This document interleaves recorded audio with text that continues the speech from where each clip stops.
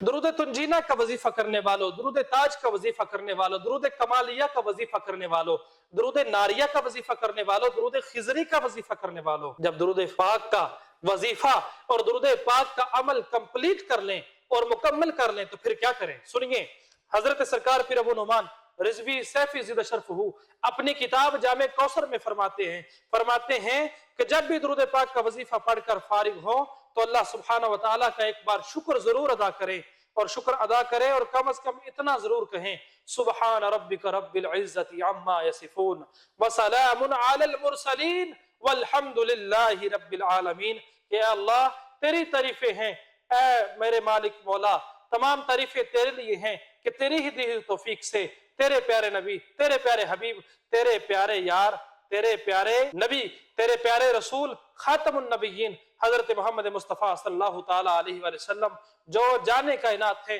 ان پر درود و سلام پڑھنے کے لیے توفیق ملی ہے، جو سعادت ملی ہے، اے اللہ یہ سعادت، یہ توفیق، یہ ہمت تیری ہی طرف سے ہے اور اسے قبول فرمانے والا بھی تو ہے۔